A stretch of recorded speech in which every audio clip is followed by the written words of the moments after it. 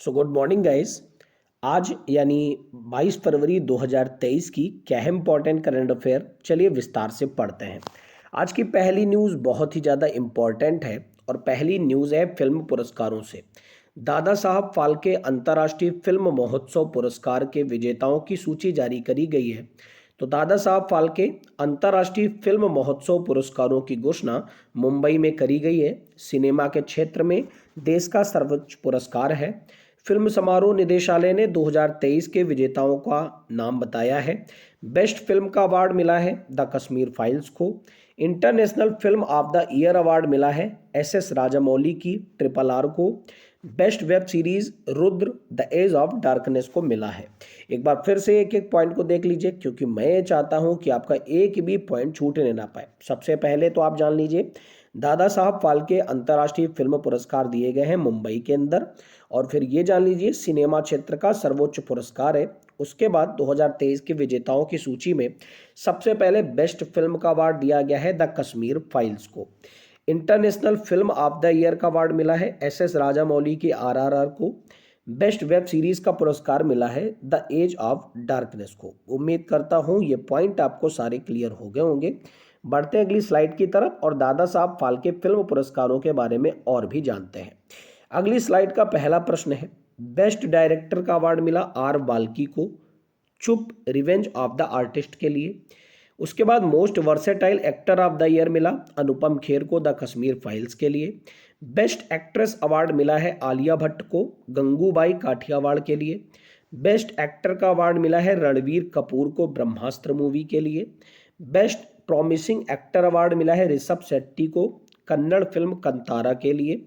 Outstanding contribution in the film industry Rekha को मिला है। क्रिटिक्स बेस्ट एक्टर अवार्ड मिला है वरुण धवन को भेड़िया के लिए। एक बार फिर से पूरी स्लाइड को कवर करेंगे। तो बेस्ट डायरेक्टर R बाल्की रहे हैं चुप रिवेंज ऑफ द आर्टिस्ट के लिए। Most versatile actor of the year Anupam Kher बने हैं द कश्मीर फाइल्स के लिए। बेस्ट एक्ट्रेस अवार्ड मिला है आलिया भट्ट को गंगूबाई काठियावाड़ के लिए। बेस्ट एक्टर का अवार्ड मिला है रणवीर कपूर को ब्रह्मास्त्र मूवी के लिए। मोस्ट प्रॉमिसिंग एक्टर अवार्ड मिला है ऋषभ शेट्टी को कन्नड़ फिल्म कंतारा के लिए। Outstanding contribution in the film industry मिला है रेखा को। और ब्रिटिश के बेस्ट एक्टर अवार्ड मिला है वरुण धवन को भेड़िया के लिए। उम्मीद करता हूं ये सारे पॉइंट भी आपने लर्न कर लिए होंगे। अब एक काम करिए, आप पहली स्लाइड का स्क्रीनशॉट लीजिए जल्दी से।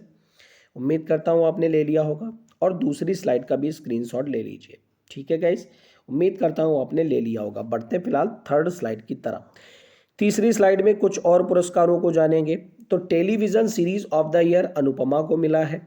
Best actor in a television series Jain इमाम को मिला है फना इश्क में मरजावा के लिए। Best actress in television series Tejasswi Prakash को मिला है नागिन के लिए।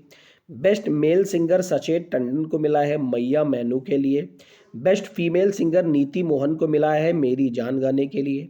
बेस्ट सिनेमेटोग्राफर PS विनोद को मिला है विक्रम वेधा के लिए।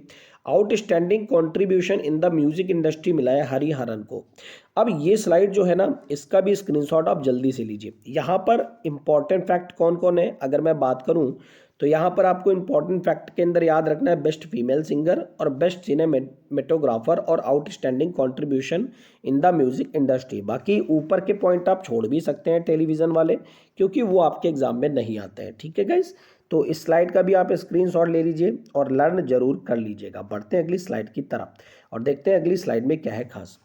तो ये थे हमारे अवार्ड्स, फिल्म्स अवार्ड्स, जो कि दादा साहब फिल्म अवार्ड थे। अब हम बात करेंगे कुछ और विजेताओं, और ये हैं रणजी ट्रॉफी 2022-23 के विजेता।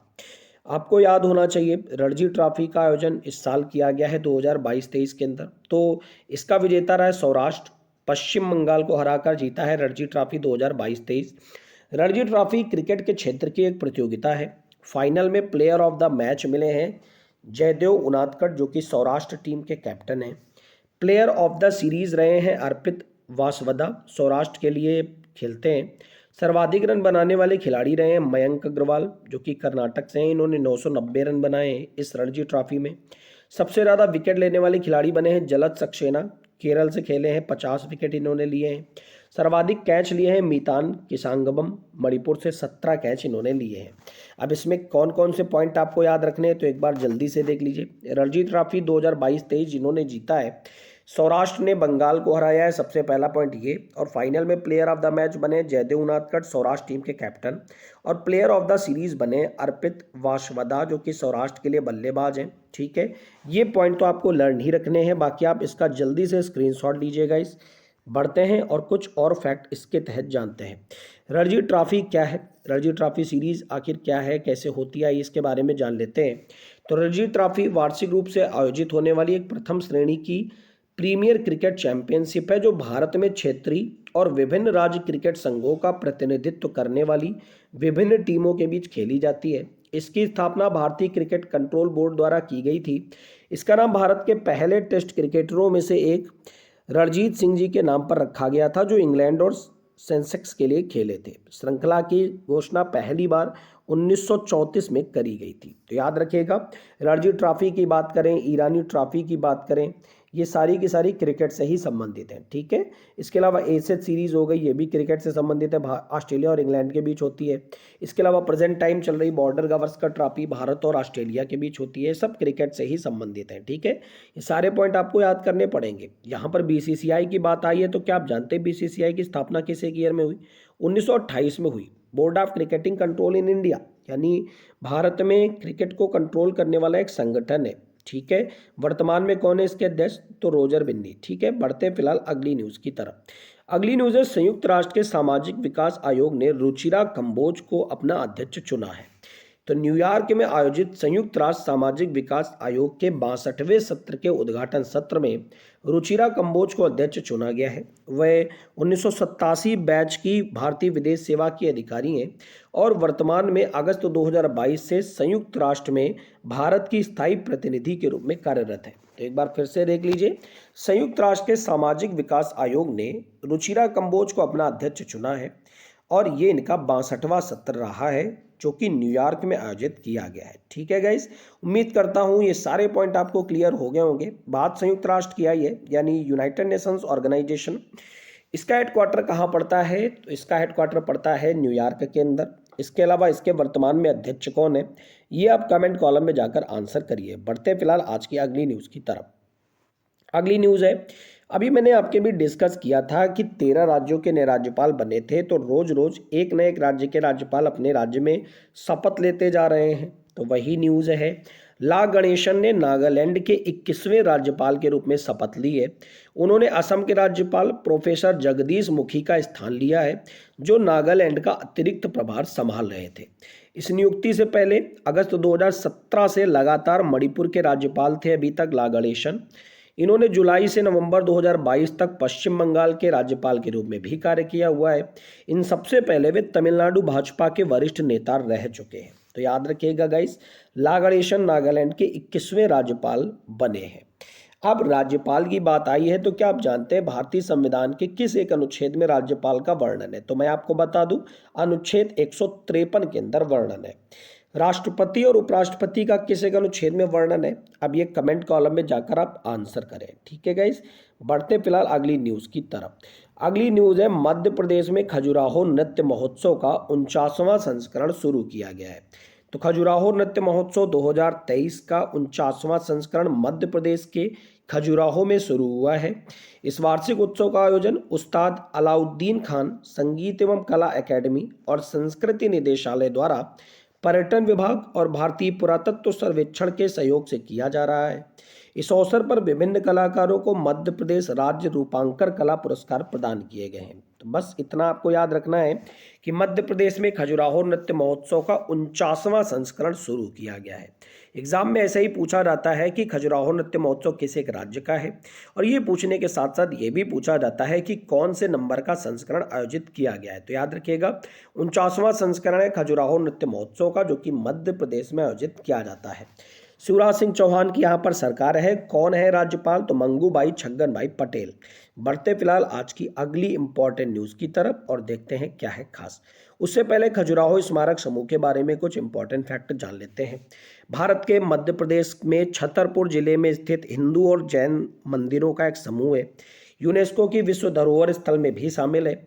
मंदिर अपनी नागर शैली की स्थापत्य, प्रतीकात्मा और कुछ कामुक मूर्तियों के लिए प्रसिद्ध है। चंदेल वंश द्वारा इसे बनाया गया था। मुख्य मंदिर कंदरिया महादेव मंदिर। इसके अलावा बात करें 64 जोगिनी मंदिर, लक्ष्मण मंदिर और वामन मंदिर यहीं पर पड़ते हैं मध्य प्रदेश के अंदर। बढ़ते फिलहाल आज की अगली न्यूज़ की तरफ। अगली न्यूज़ है अंतर्राष्ट्रीय मातृभाषा दिवस, जो कि 21 फरवरी को मनाया गया। ठीक है, तो भाषाई और सांस्कृतिक विविधता के बारे में जागरूकता को बढ़ावा देने और बहुभाषावाद को बढ़ावा देने के लिए प्रतिवर्ष 21 फरवरी को ये मनाया जाता है। सबसे इम्पोर्टेंट होती है किसी भी डे की थीम, तो 2023 की थीम रही है multilingual education, a necessity to transform education. 2002 में संयुक्त राष्ट्र के प्रस्ताव को अपनाने के साथ संयुक्त राष्ट्र महासभा द्वारा इस दिन की शुरुआत करी गई थी। इस दिन को मनाने का विचार बांग्लादेश की पहल थी। अंतर्राष्ट्रीय मातृभाषा दिवस, जो कि 21 फरवरी को मनाते हैं। कमेंट कॉलम में जाकर ये आंसर करिए कि वेटलैंड डे किस दिन मनाते हैं और विश्व कैंसर दिवस किस दिन मनाते हैं। आज मैं आपको डे डिस्कस नहीं कराऊंगा। आज मैं उम्मीद करूंगा कि आप कमेंट कॉलम में जनवरी के सारे डेज डिस्कस करेंगे। ठीक है गाइस, सारे लोग कमेंट कॉलम में जरूर आंसर दिया करो। ये मत सोचा करो कि कोई दूसरा आंसर नहीं देता है तो मैं क्यों आंसर दूं। आप अपना आंसर दीजिए, आपकी उन्नति होगी। ठीक है, बढ़ते फिलहाल आज की अगली न्यूज़ की तरफ। अगली न्यूज़ बहुत ही ज़्यादा इंपॉर्टेंट है। तो आज दो फिल्म अवार्ड्स को हमने पढ़ा है। पहले हमने पढ़ा दादा साहब फाल्के फिल्म अवार्ड्स और अब पढ़ने जा रहे बाफ्टा अवार्ड्स 2023। तो British academy film and television award इसे बोला जाता है। 76वें नंबर के हैं, ये याद रखिएगा, और इसकी घोषणा कर दी गई है।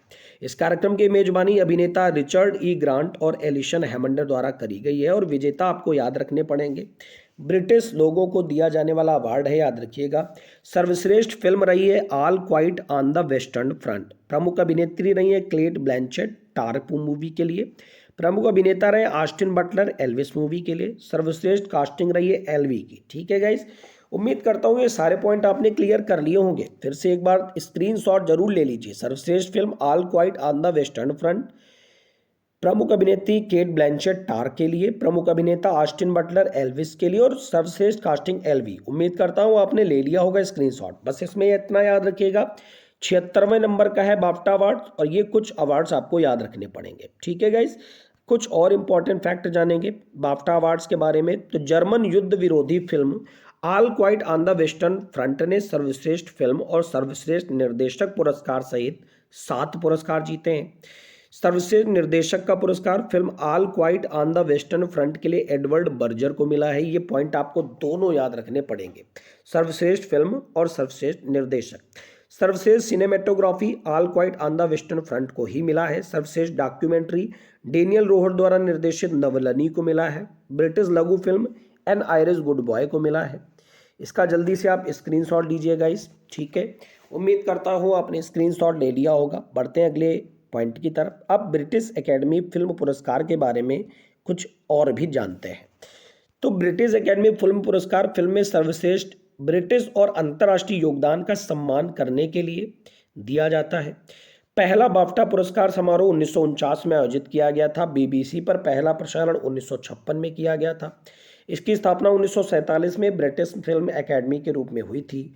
लंदन के रॉयल फेस्टिवल हॉल ने 2023 के संस्करण की मेजबानी करी है। ठीक है गाइस, आखिरी न्यूज़ आज की बहुत ही ज़्यादा इंपॉर्टेंट है। गुजरात के पूर्व राज्यपाल ओम प्रकाश कोहली का हो गया है निधन। तो गुजरात के पूर्व राज्यपाल और भारतीय जनता पार्टी के नेता रह चुके हैं ओम प्रकाश कोहली।